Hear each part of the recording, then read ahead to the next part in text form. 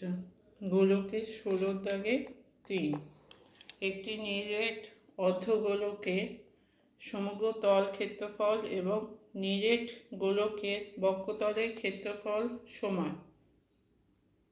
অর্ধগোলক এবং গোলকের ব্যাসার্ধের দৈর্ঘ্যের অনুপাত কত?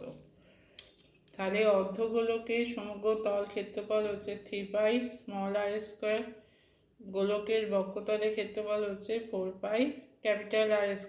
এই দুটো হচ্ছে সমান, সেখান থেকে বার করতে হবে R/R।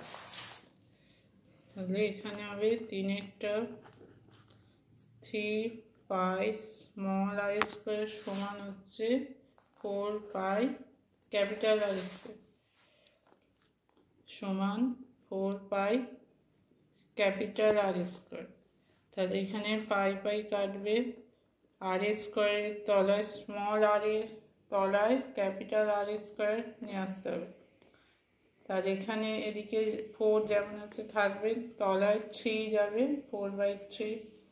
এটা হয়ে যাবে R/R² সমান 2/√3 হোল স্কোয়ার।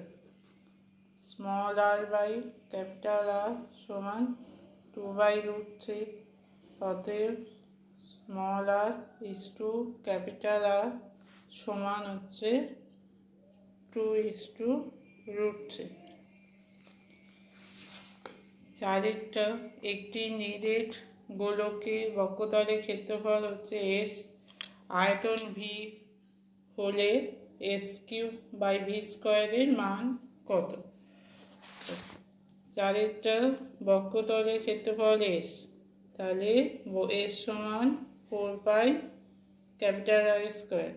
আয়তন হচ্ছে V সমান 4/3πR²। এবার কার মান বার করতে হবে? S³/V²। তাহলে অতএব S³/V² সমান S³ মানে 4πR² V² মানে 4/3πR³ 4-এর কিউব কত? 64 π³